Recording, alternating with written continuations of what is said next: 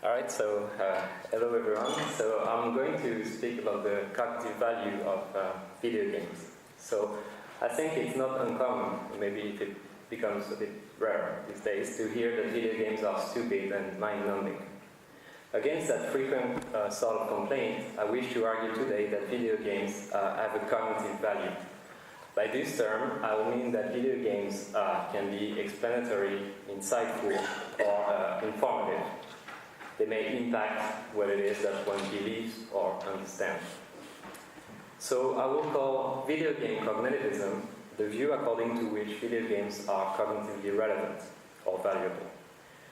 Admittedly, this idea isn't unheard of. Many of you probably know that empirical studies suggest that video gaming may benefit various cognitive skills. I think that this point has also been made sensible with the so-called serious games, which are devised for education and learning. This said, my presentation will not follow this particular line of investigation. Empirical studies could partially support the claim I intend to make, but they hardly provide a theoretical framework through which we could reflect on the epistemic significance of video gaming. The matter of knowing whether video games possess cognitive value can be assessed, I think, on a conceptual level, which is independent of empirical findings. I will also leave aside the case of serious video games because I think it would be a bit disappointing to find that video games which are created for learning and education may teach you something. So I'm going for the stronger version here. Alright, so the outline of the talk is the following. First of all, I'll do a quick note on aesthetic cognitivism, and then I will consider three different strategies that could support video game cognitivism. The first one is the propositional knowledge model, the second, the experiential knowledge model, and lastly, what I call the understanding model. So let me get started with a brief clarification on the meaning of cognitivism in aesthetics. So first of all, note that video game cognitivism is a species of a more general thesis that philosophers of art have called aesthetic cognitivism. Aesthetic cognitivism, to put it briefly, is the view according to which artworks could be a source of non-trivial knowledge or insight about the world. And you have here a few references on this question.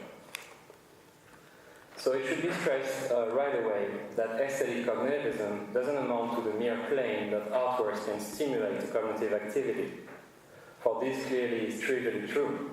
Virtually every artwork does appeal to some of the audience's cognitive skills, such as memory, pattern recognition, and so on. I think that this point, interestingly, is even more obvious in the case of video games. Everybody agrees that playing a video game may be a cognitively demanding activity. Most, if not all of them, feature challenges to overcome, puzzles to solve, patterns to recognize, strategies to plan, and so on. So stopping at this stage wouldn't be enough to defend video game cognitivism. To take a brief example, the run-and-gun game Cuphead, I don't know if you know it, clearly demands some spatial reasoning and pattern recognition. It is very complex. It stimulates, therefore, a cognitive activity. Everybody agrees on that. But this doesn't mean that the game in itself will teach you anything substantial. So the issue, in other words, is that one could admit that video games stimulate a cognitive activity, but deny that this activity is epistemically significant. This would amount to regard video games as a sort of mental gymnastics, a process that could be a bit, perhaps, challenging intellectually, but eventually meaningless regarding what you believe or understand. Alright, so video game cognitivists, I think, then must advance something much stronger. They must hold that we learn something substantial through video games. To borrow Cynthia Friedan's expression, they must hold that through video games we acquire fresh knowledge, our beliefs are refined, and our understanding is deepened. So, in other words, I think that video game cognitivists need to show that video games may have an epistemic impact. This is what you need to say if you want to be a video game cognitivist.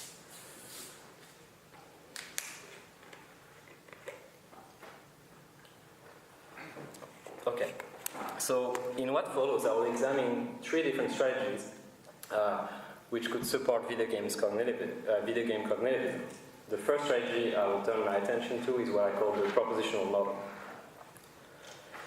So at the heart of most cognitivist views lies the claim that artworks can deliver propositional knowledge about the actual world. A content is propositional if it consists in statements susceptible of being true or false.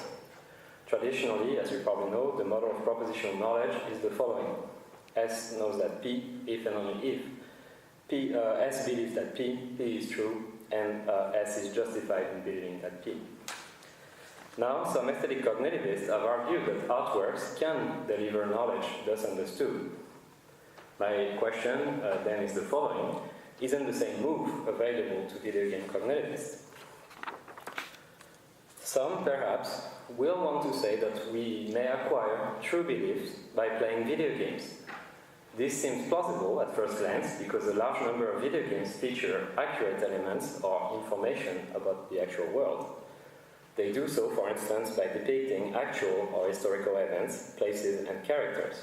So to take an example, the strategy game Crusader Kings 2 has been praised for its historical accuracy. It can teach you a good deal about actual medieval history. Games of this sort you could hold are likely to induce true propositional belief or even true propositional knowledge, in their players.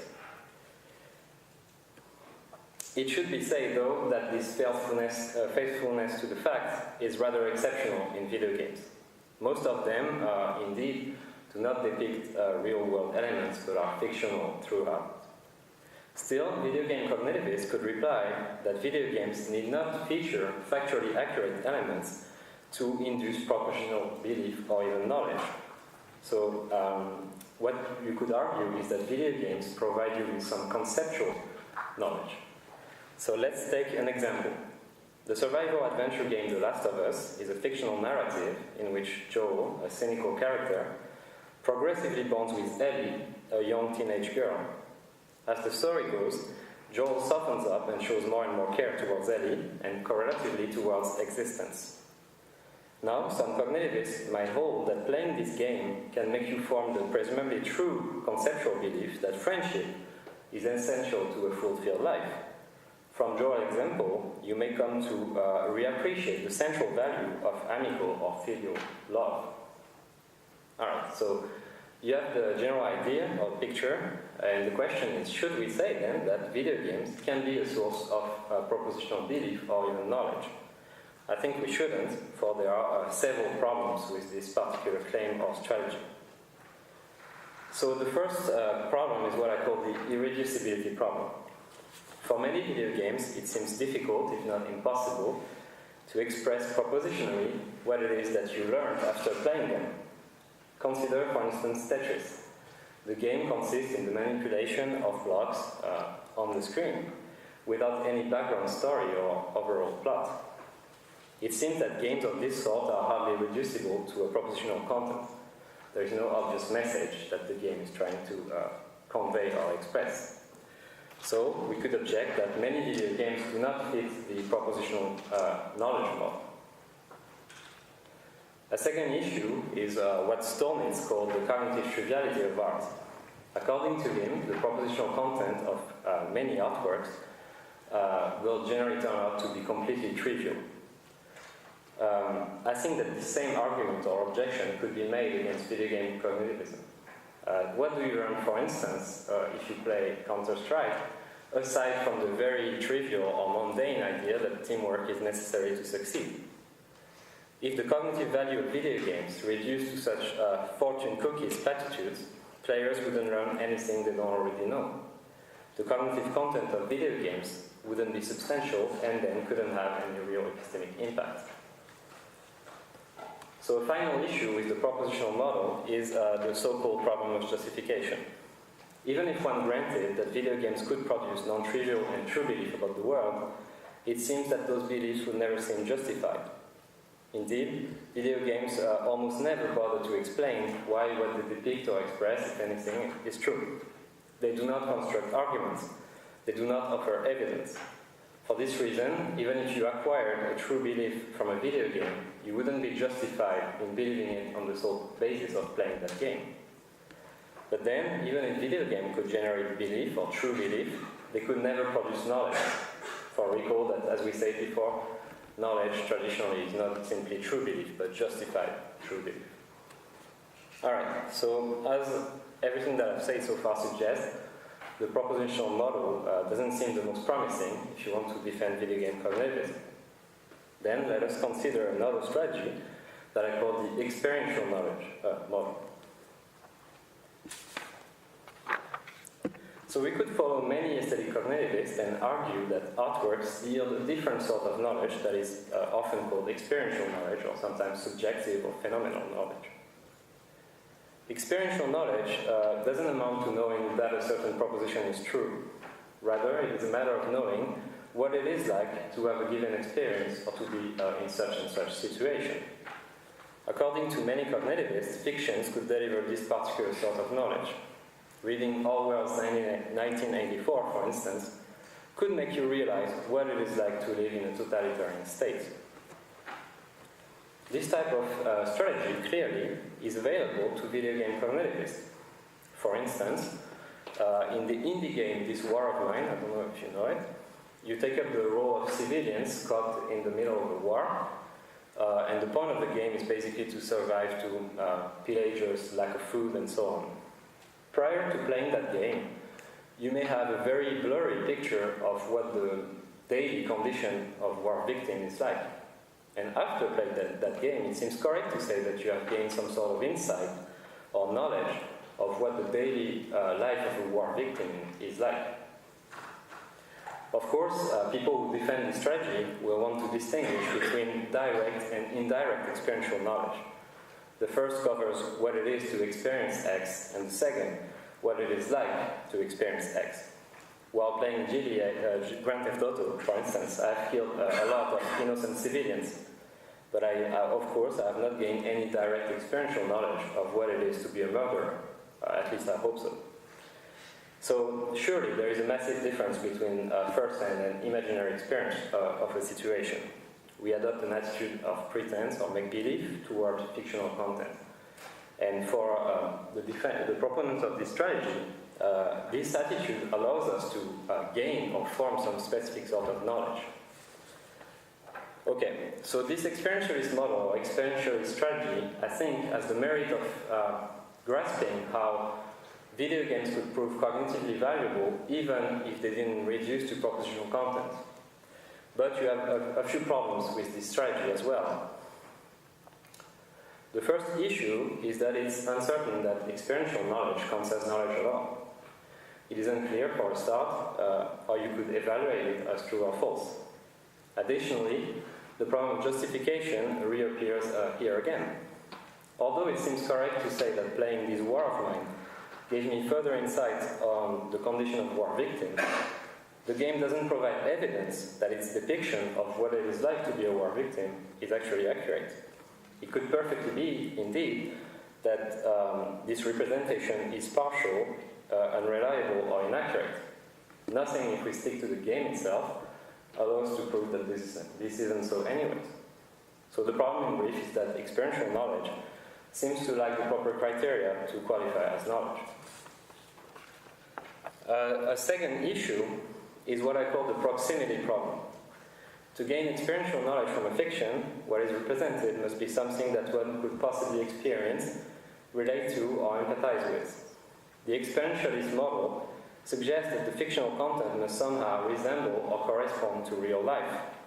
But many video games, of course, violate this demand. Think, for instance, of Pac-Man. It seems unlikely that players may derive any experiential knowledge from this game. Indeed, the game's fictional universe doesn't portray scenarios or experiences that are somehow similar to real-life ones. Thus, it seems that the experientialist view faces a problem of range. Even if it was true, it could only account for the cognitive value of some video games. So given these issues with the experientialist strategy, I think that we can consider a last possible course of action, a last strategy, that I call the understanding model. So besides the propositional and experiential strategies, remain what Gibson has called neo-cognitivism. Neo-cognitivism, denotes a family of views centered around, I quote, the denial that cognitive value is always a matter of truth and knowledge, end of quote. So I'll consider here briefly one of such neo-cognitivist views that was put forward by Goodman and Elgin. According to Goodman and Elgin, knowledge isn't all there is to cognition. Questions, thought experiment, maps, and artworks are as many examples of things that cannot be considered true or false. Yet, they may be engaging, interesting, daring, and thus beneficial on the epistemic level. So epistemology for Goodman and Elgin can only account for this fact if we shift our attention from knowledge to the broader notion of understanding. Understanding can be roughly defined as the capacity to grasp a certain theoretical or practical domain. It isn't a matter of knowing truth or compiling facts. Rather, it requires a capacity to see how various elements are related and to integrate them with other bodies of facts or theories. In brief, understanding, says Elgin, consists in seeing how it fits and how it functions. So with this concept in mind, Goodman and Elgin argued that artworks, even if they do not deliver knowledge proper, may advance our understanding in various ways. They may form or alter categories of thought. They may push one to recognize patterns and features. They may bring to light previously unrecognized likenesses or differences. So let me take an example of this understanding model as applied to video games. Imagine that you have never given any thought about artificial intelligence at all. If you play Fallout 4, you will encounter artificial beings who exhibit the appearance of conscious and sentient behavior, which are called the synth. Among the different factions of Fallout 4, some have pretty different ideologies regarding the synth. The Railroad fights so that society recognizes their freedom and autonomy. The Institute vindicates their enslavement. And lastly, the Brotherhood of Steel advocates for their destruction, plain and simple. It is up to the player, of course, to decide which faction and ideology they will rejoin. So I believe that through this particular plot element, the player is offered broad conceptual categories which can be used to think about actual issues surrounding artificial intelligence. Although this opening up of conceptual categories has nothing to do with knowledge at all, it may plainly count as a cognitive benefit or achievement. This intuition, I think, can be captured if we say that Fallout 4 makes you understand something about the moral status of AIs. The game opens up possibilities of thought, which may in turn help you understand aspects of the actual world. Alright, so far I've simply sketched how Goodman and Elgin's concept of understanding could be put to work to show that video games have an epistemic impact. But I also believe, additionally, that we can adapt the notion of understanding to the peculiar medium of video games. To that end, one needs to remind that video games have the characteristic feature of being strongly interactive. In video games, stories are not simply told, but need to be acted and set in motion. Challenges are not abstractly presented, but embodied. They need to be addressed contextually through practice and action. So this defining feature of video games, I think, makes possible a specific brain of understanding that I would like to call pragmatic understanding. Pragmatic understanding can be defined as the ability to expand one's grasp of subject matter through practice and agency in a fictional world. Let me take a brief example of what I consider pragmatic understanding. Take the principles of mechanics in physics, and especially the orbiting of bodies around planets. This is something you could learn about in a classroom or in a physics book, but you also get acquainted with these principles if you play a Kerbal Space Program, a simulation game where you build and launch rockets. This video game features actual physical principles, or at least good approximation of them. Kerbal Space Program, of course, doesn't make you know any physical truth. The game does not feature the learning of complex equations. It does not provide evidence regarding the accuracy of its physics. Still, playing that game can make you see how, roughly, gravitational pull works. It can make you understand some principles of actual rocket science through practice and trial. This doesn't imply, of course, that playing the game should replace what you can learn in a book or classroom. This doesn't imply either that playing that game will be enough to work at NSA. The game obviously implies a good deal of simplification regarding the actual physics of rocket launching. But this is at the same time a very efficient way, I think, of highlighting important mechanics and features which would otherwise have been inaccessible to the ordinary person. So in brief, what I want to say is that the Kerbal-based program shows you in practice and contextually why some things work and why some others don't. You get to grasp a simplified version of the principle at work behind rocket launching. This shouldn't count as knowledge, experiential or propositional, but this is clearly a cognitive benefit. So I think that the concept of pragmatic understanding allows us to capture that intuition that I have. Okay, so a brief conclusion. I've sketched or presented several possible strategies for video game cognitivists and tried to show the problems that they could face or what they have in their favor. What I just want to say, let me pass on one slide, is that if you want to be a video game cognitivist, you need to defend several things. First of all, you need to defend that all or most video games may have an epistemic impact as we defined it. Second, you need to defend that they do so in a medium-specific way. If you drop this second clause, you'll just merely be an aesthetic cognitivist. But to be a video game cognitivist, you need to add this medium-specific clause. To these 2 points, I suggested to add the following thing, which is that the pragmatic understanding model allows better than the other strategies to capture points 1 and 2.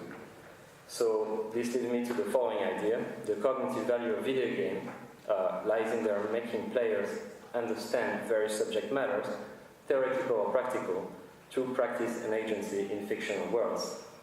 Thanks.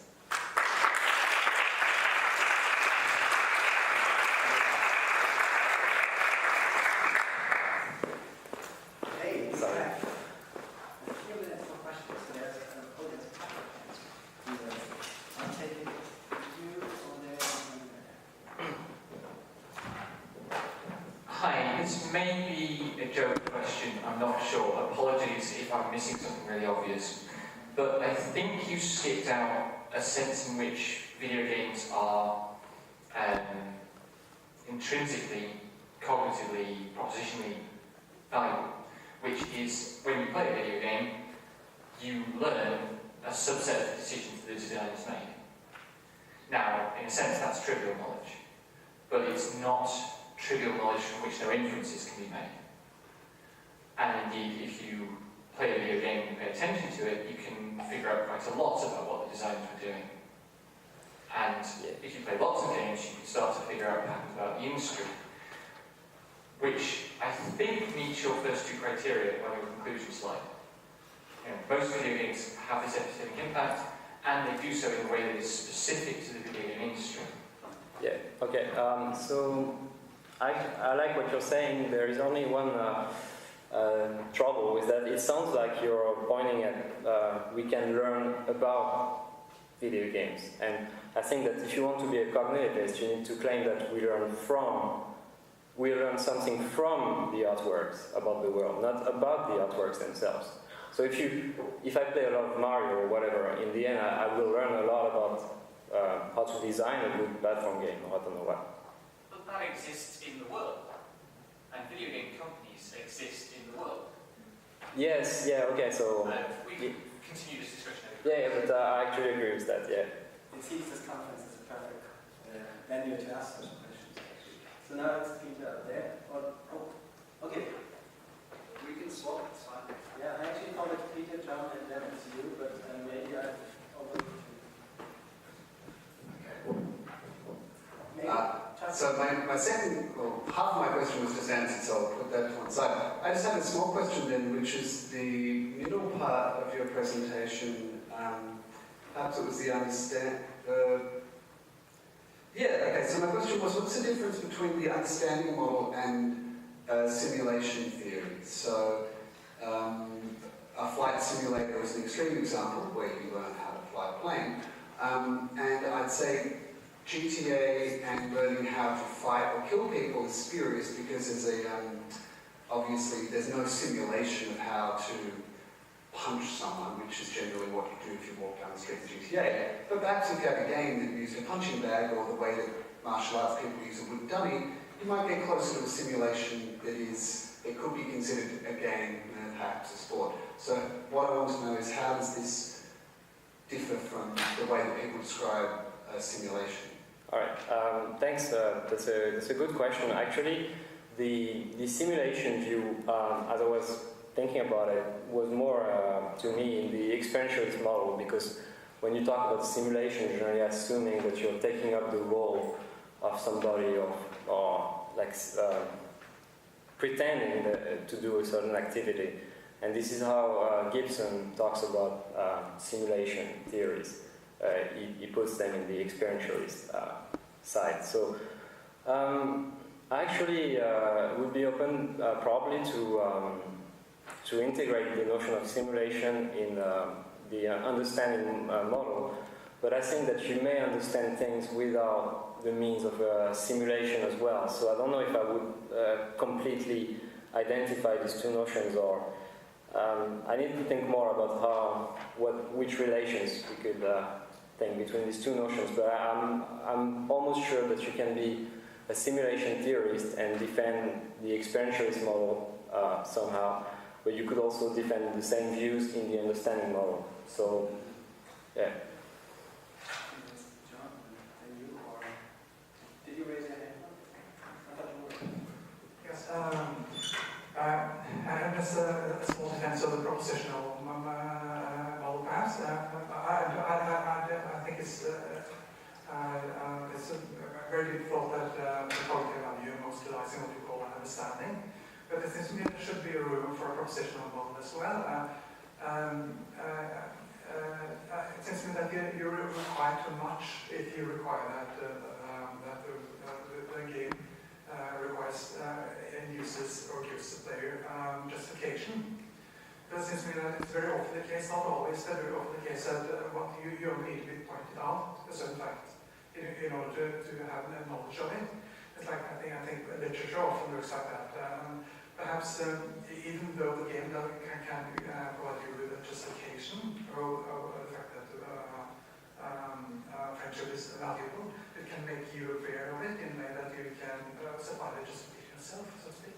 That seems to be sort of the epistemic phenomenon, which is very good. Yeah, okay. Thanks for this remark. I think that perhaps what you're saying is that games can make us form true propositional beliefs, or at least game makes us make us form some beliefs, and then we can go see ourselves if they are justified or not.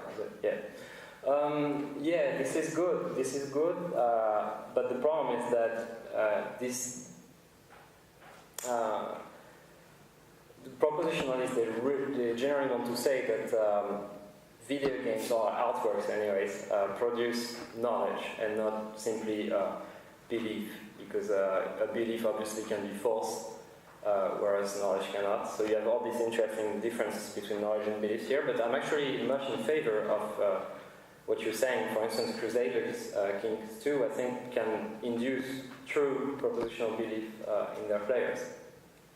So, yeah. One last remark or question? Thank you. It's a question about your theoretical framework. As I right understood, you distinguish between knowledge and understanding. And if you prefer understanding, why do you use the aesthetical cognitivism? I guess it's a bit more about knowledge, organizing of knowledge, and why maybe the other theories of intuition of Bergson or Max Weber's understanding will be a bit more useful for understanding this aesthetical epistemological resource of games. Right, thanks. I'm not familiar at all with the authors you mentioned. So I think the understanding concept here is very good. I mean, it's probably a bit too vague, and it's been a recurrent critic against criticism, of Goodman and Elgin. But it does the work, because understanding, I didn't go into these details here, has very different formal properties than knowledge. It doesn't cover the same a range of phenomena at all, and they don't have the same properties. So I think understanding in general is very fit to capture the insights that artworks could deliver. So I wasn't worried about this. I don't know if I answered your question. I hope it's okay. We can talk more about it if you want right now.